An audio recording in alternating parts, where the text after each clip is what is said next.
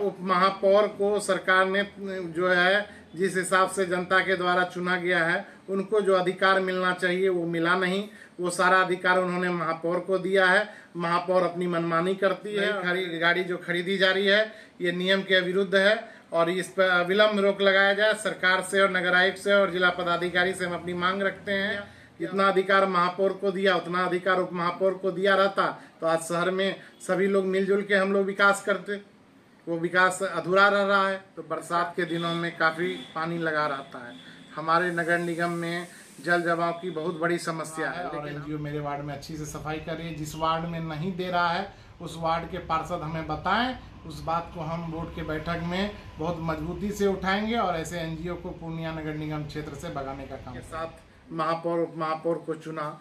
लेकिन हमको लगता है कि सरकार के द्वारा लिया गया यह निर्णय ये सही नहीं है, इसलिए कि जनता के द्वारा चुना हुआ जो महापौर उप महापौर है 5 साल तक जनता के लिए जो काम होना चाहिए मुझे अभी तक धरती पर यह काम करते हुए कुछ दिख नहीं रहा है। नमस्कार, जनादेश कार्यक्रम में आपका फिर एक बार स्वागत है। मैं हूं विनय कुमार और आप देखना प्रारंभ कर चुके हैं जून सिटी। जनादेश कार्यक्रम के तहत पूरे नगर निगम क्षेत्र के विकास कार्यों की समीक्षा के लिए हम चल पड़े हैं और इसी दरमियान आज हम वार्ड नंबर 12 पहुंचे हैं और वार्ड नंबर 12 के जो वार्ड पार्षद हैं उनकी मां भी पिछले 10 वर्षों से इस वार्ड की वार्ड पार्षद रही, विकास कार्यों को आगे बढ़ाया। उसके बाद उनके पुत्र भी जो है एक बार फिर इस क्षेत्र के वार्ड पार्षद बने। आइए हम सीधे चलते हैं उनके पुत्र से और जानते हैं कि वार्ड नंबर का जो विकास का कार्य है वो कितना आगे बढ़ा है। सर, सबसे पहले नमस्कार। जून सिटी नमस्कार आपके सभी दर्शकों को और आपको। सर, और वार्ड नंबर मैं वार्ड 12 का वार्ड पार्षद रविशंकर भोला कुशवाहा मेरा नाम हुआ और इस वार्ड में मेरी माँ 2 टर्म 10 वर्षों तक पार्षद रही है और जनता वार्ड 12 की जनता जनार्दन के आशीर्वाद से 2022 दिसंबर में मैं भी यहाँ का जनप्रतिनिधि बना हूँ, सभी लोगों के सहयोग और आशीर्वाद से। और 13 जनवरी 2023 को मैंने शपथ ग्रहण लिया है और इस वार्ड के विकास के लिए। सर, वार्ड नंबर 12 का जो विकास का कार्य था 10 वर्षों से आपकी मां इस क्षेत्र की प्रतिनिधित्व कर रही थी, उनके कार्यकाल का जो विकास था और अब के कार्यकाल जो आपका कार्यकाल का विकास है वो कहीं ना कहीं क्या दिख रहा है, किस तरह का विकास दिख रहा है? देखिए, पूर्व में जो जनता ने मेरी माँ को जब आशीर्वाद दिया था तो मैं अपनी माँ का प्रतिनिधित्व के रूप में उनका काम करता था और देखता था। उस समय मैंने इस वार्ड के लिए काफ़ी सड़क नाले एवं बहुत सारी योजनाएं इस क्षेत्र में मैंने विकास के लिए 10 वर्ष तक किया था। लेकिन 13 जनवरी 2023 से जब मैं चुन के आया हूं, मेरे द्वारा बहुत बड़ी योजना 4 स्टार रोड से लालगंज नाला तक एक नाला निर्माण कार्य का मेरे द्वारा अभी तक कराया गया है। दूसरा, बस स्टैंड से लेकर 4 स्टार सिनेमा हॉल तक एक नाला का निर्माण कराया गया। अब 4 स्टार सिनेमा हॉल से पॉलिटेक्निक चौक तक मेरे द्वारा एक नाला का निर्माण बड़ा नाला का कराया जाएगा। और इस क्षेत्र में जो भी विकास का काम होगा, जैसे सफाई के लिए मेरे यहाँ 4 ठेला, 4 झाड़ूदार और 2 मजदूर रोज आते हैं। प्रत्येक दिन वार्ड में जाकर घर घर सबसे कचरा लेते हैं और साफ सफाई का काम बहुत ही अच्छे तरीके से करते हैं। सर, नाला का निर्माण तो हो जाता है लेकिन कहीं न कहीं वो नाला का निर्माण के बाद जो पानी की निकासी होती है जी, वो निकासी सही जगह पे नहीं हो पाता है और जब भी बरसात आती है तो वो स्थिति आप समझ ही सकते हैं कितना दयनीय हो जाता होगा। देखिए, अभी हमने पूर्व में भी जब मेरी माँ 10 वर्ष तक पार्षद थी, मैंने यहाँ का मुख्य नाला लालगंज नाला है जिसमें मैंने कनेक्शन करवाने का काम सभी नाले से किया था। अभी भी मैं जो नाला बनवा रहा हूँ उस नाला का सारा कनेक्शन लालगंज नाले में ही दे रहा हूँ। और मेरे यहाँ जब भी बरसात होती है, चाहे कम से कम महीने तक बरसात हो जाए, तो मुझे लगता है कि बरसात छूटने के 1 घंटे बाद ही सारा पानी यहाँ से लालगंज नाले में चला जाता है। जो कनेक्शन है वो कहीं न कहीं कि आपके वार्ड का जो कनेक्शन है वो लालगंज नाले में इंक्लूड किया। हाँ, लालगंज नाले तक हमारे नाले का जितना भी नाला बना है मेरे वार्ड में सब कनेक्शन लालगंज नाले में कराया। अच्छा, पूर्णिया में ड्रेनेज सिस्टम कितना जरूरी है? वर्षों से हमको लग रहा है कि 15-20 सालों से हम हर साल सुन रहे हैं कि ड्रेनेज सिस्टम पे काम होगा, करोड़ों की राशि आ गई, लेकिन उस पर क्या काम हो पाया क्या? देखिए, अभी पूर्णिया नगर निगम की सबसे बड़ी समस्या जल जमाव की समस्या है जहाँ मुझे दिखने को मिलता है। शहर के जब भी मैं किसी चौक चौराहे या किसी गली से गुजरता हूँ तो बरसात के दिनों में काफ़ी पानी लगा रहता है। हमारे नगर निगम में जल जमाव की बहुत बड़ी समस्या है, लेकिन हमने इसी वार्ड, जब मैं जीत के चुनाव आया था तो मेरी पहली बैठक थी और मैंने सभी पार्षदों से और महापौर उप महापौर से कहा था कि पूर्णिया को ड्रेनेज सिस्टम की आवश्यकता है। इसके लिए अगर मुझे मुख्यमंत्री से भी आप मिलना पड़ेगा तो सभी पार्षद और मेयर उप मेयर हम लोग मुख्यमंत्री से मिलेंगे। लेकिन बिहार सरकार के माननीय मुख्यमंत्री श्री नीतीश कुमार ने पूर्णिया नगर निगम को ध्यान में रखते हुए पूर्णिया को ड्रेनेज सिस्टम देने का काम किया है और जिसका पहला किस्त 84 करोड़ रुपया पूर्णिया शहर को आवंटन हो चुका है। कुछ दिनों में 2-3 महीने में हमको लगता है कि ड्रेनेज सिस्टम का काम पूर्णिया नगर निगम क्षेत्र में चालू हो जाएगा। क्या उसका कोई टेंडर वगैरह हो गया है? हाँ, पूर्ण उसका टेंडर हो चुका है और उसके संवेदक बहाल हो चुके हैं, तो हमको लगता है कि 2-3 महीने में इसका कार्य प्रारंभ हो जाएगा। सबसे एक बहुत महत्वपूर्ण सवाल यह है कि सरकार जो मंशा के साथ नगर निगम की मेयर उप मेयर मुख्य पार्षद उप मुख्य पार्षद जिला पार्षद वगैरह जो होते हैं, प्रत्यक्ष रूप से जो है मेयर और उप मेयर का चुनाव करा, कहीं न कहीं लग रहा है कि ये जो सरकार की जो ये पहल थी वो सही दिशा में गया या कहीं न कहीं वो भूल हो गई? देखिए, जनता ने जिस तन्मय से और महापौर उप महापौर और पार्षद का चुनाव जनता के द्वारा हुआ और सबने उमंग के साथ महापौर उप महापौर को चुना, लेकिन हमको लगता है कि सरकार के द्वारा लिया गया यह निर्णय ये सही नहीं है, इसलिए कि जनता के द्वारा चुना हुआ जो महापौर उप महापौर है 5 साल तक जनता के लिए जो काम होना चाहिए, मुझे अभी तक धरती पर यह काम करते हुए कुछ दिख नहीं रहा है। क्योंकि हम लोग जब महापौर चुना करते थे पूर्व में, तो महापौर हम लोगों से हर चीज़ के लिए सहमति लेती थी और हम लोगों से सहमति लेकर ही क्षेत्र में काम होता था। लेकिन इस बार अभी दिख रहा है कि अभी सफाई के लिए पूर्णिया नगर निगम क्षेत्र में एक वार्ड के लिए 2,95,000 प्रति माह, 2,96,000 प्रति माह और 2,80,000 प्रति माह दिया गया। उसके बाद भी महापौर के द्वारा काफ़ी मशीनरी खरीद कर की जा रही है। क्यों किया जा रहा है ये हमको समझ से परे। मैंने लग रहा है कि से जो मेयर और उप मेयर है वो अपने काम को जो पारदर्शी तरीके से नहीं कर रहे हैं। देखिए, नगर निगम की अध्यक्षता महापौर को करना, उप महापौर को करना नहीं है। उप महापौर को तो एक सम्मान है, एक पद है, लेकिन उनको कुछ करना नहीं है। नगर निगम में सारा काम महापौर को करना है। तो क्या लग रहा है सरकार क्या जो उप महापौर से छल किया है क्या? नहीं, जिस तरह से उनको ताकत देना था, वो ताकत नहीं मिल पाया। सरकार ने सारा ताकत महापौर को दिया है। उप महापौर की बात, उप महापौर को सरकार ने जो है जिस हिसाब से जनता के द्वारा चुना गया है, उनको जो अधिकार मिलना चाहिए वो मिला नहीं। वो सारा अधिकार उन्होंने महापौर को दिया है। महापौर अपनी मनमानी करती है और नगर निगम क्षेत्र में मुंह देखा काम करता है। तो प्रत्यक्ष रूप से तो उप महापौर का चुनाव नहीं होना चाहिए। नहीं, उप महापौर का चुनाव अगर जनता के द्वारा किया गया तो उन्हें भी उतना ही अधिकार मिलना चाहिए जितना अधिकार महापौर को मिला है। तो लग रहा है कि से जो उप महापौर का जो हस्तक्षेप होना चाहिए विकास के कार्यों में वो हो पा रहा है क्या? नहीं हो पा रहा है। सरकार ने उनको कोई अधिकार ही नहीं दिया।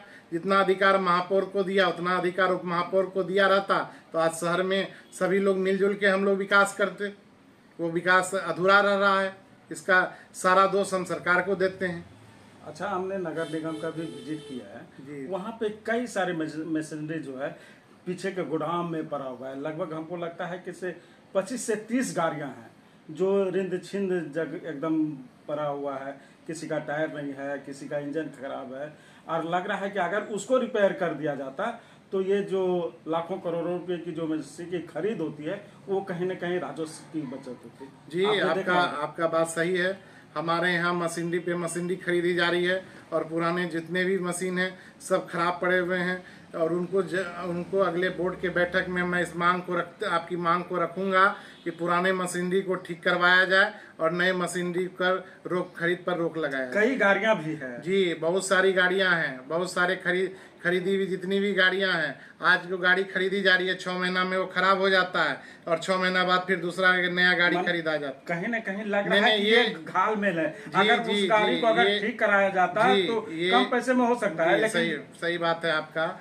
ये अगर पुरानी गाड़ियों को मरम्मत कर दिया जाता तो उन पर खर्च भी कम आता, नई गाड़ी खरीदने की आवश्यकता नहीं पड़ती। नई गाड़ी जो खरीदी जा रही है ये नियम के विरुद्ध है और इस पर अविलंब रोक लगाया जाए। सरकार से और नगर आयुक्त से और जिला पदाधिकारी से हम अपनी मांग रखते हैं कि अविलंब जितनी भी मशीनरी नगर निगम के द्वारा खरीदा जा रहा है सब पर अविलंब रोक लगाया जाए। आप लोग लगे कि जी हम अपने बोर्ड के बैठक में हर बार इस बात की मांग रखते हैं कि मशीनरी का खरीद अविलंब रोका जाए, इसलिए कि पुराने मशीनरी को मरम्मत करके ही चालू किया जाए। क्योंकि हमने सफाई के लिए सारा एनजीओ को दे रखा है, सभी वार्डों में 1 से 46 वार्ड तक एनजीओ के द्वारा साफ सफाई कराया जाएगा, तो एनजीओ के द्वारा अपना जो व्यवस्था है उसके द्वारा सफाई किया जाएगा, इसलिए मशीनरी के खरीद पर अविलंब रोक लगाया जाए। कुछ आपके वार्ड की बात कर लें तो आप अपने वार्ड में जो लगभग 2 साल पूरे ही वाला है, जी और 2 साल में क्या क्या विकास का कार्य आप लोगों ने किया है? वो जो है अभी तक हमने अपने वार्ड में 3 बड़े बड़े नाले का निर्माण करवाया है। 4 स्टार चौक से लालगंज नाले तक 1 करोड़ रुपए राशि से बड़ा नाला निर्माण कराया है।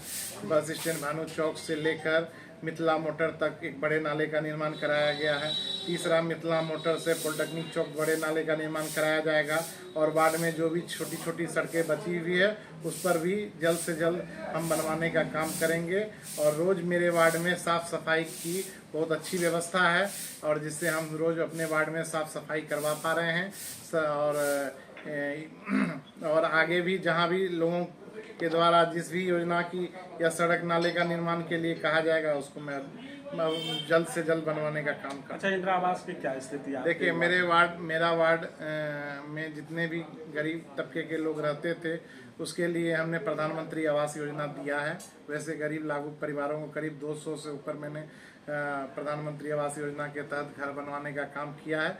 आगे भी जो छूटे हुए गरीब परिवार हैं उनको हम जल्द से जल्द आवास बनवाने का काम। कितने लोग छूटे होंगे? करीब 100 परिवार अभी छूटे हुए हैं, उसको भी हम जल्द से जल्द बनवाने का काम। अच्छा, वृद्धा पेंशन सभी लोगों को मिल रहा है और जो लोग नए हैं उनको भी वृद्धा पेंशन विकलांग पेंशन बनाया जाएगा। अच्छा, और आगे क्या क्या करेंगे? क्या क्या कौन से देखिए हम बची हुई है उनको काम कराने का? देखिए हमारे यहाँ एक 4 स्टार सड़क बची हुई है, उसको हम बनवाने का काम करेंगे।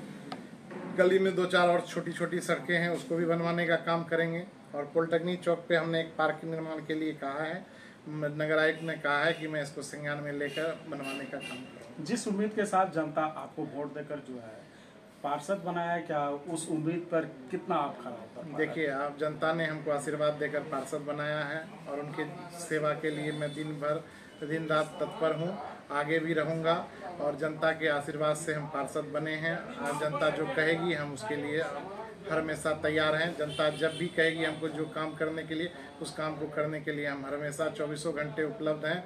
मेरा मोबाइल नंबर भी है जिस नंबर पर कभी भी जनता किसी चीज़ के लिए हमसे संपर्क करती है उनका समस्या का समाधान मैं तुरंत करवाऊँ। अच्छा, आज आप तो अपने ही वार्ड के वार्ड पार्षद हैं, अगर लगता है लोगों को अगल बगल के भी वार्ड के अगर जनता आपके पास आते हैं कोई समस्याओं को लेकर तो क्या उनका निराकरण हो पाता है? जी, अगर सभी लोग मेरे पास जो भी लोग आएंगे किसी वार्ड से आएंगे सबके लिए मेरा दरवाज़ा खुला है। मैं सभी के लिए काम करने के लिए तैयार हूँ और जो काम मुझे कहेंगे मैं उनके लिए 24 घंटा उपलब्ध हूँ और सब काम मैं उनके लिए करूँगा। जनता भी विकास कार्य में भागीदार बने। हाँ, जनता मेरे साथ है और जनता के आशीर्वाद से ही मैं पार्षद हूँ और जनता जो कहती है मैं उसको करने के लिए हमेशा तैयार रहता हूँ।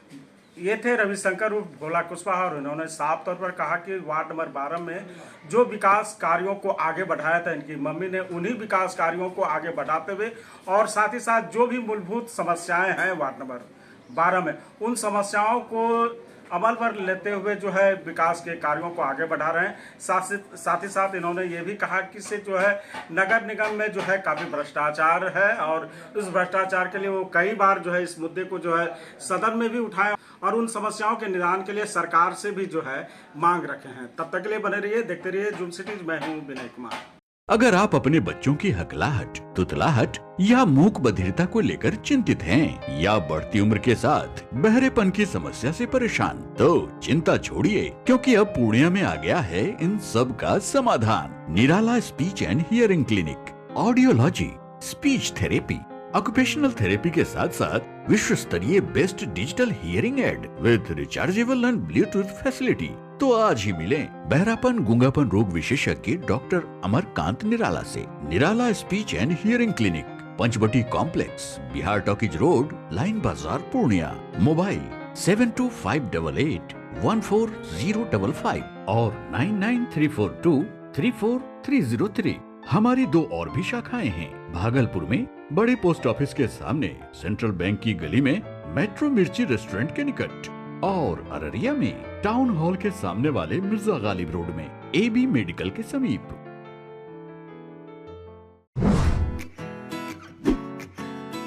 Aryabhata institute of technical education.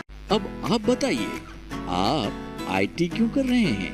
IT sector में गवर्नमेंटल एवं प्राइवेट प्लेसमेंट बहुत है। अभी IT की क्रांति है, सो मुझे तो यही करना था।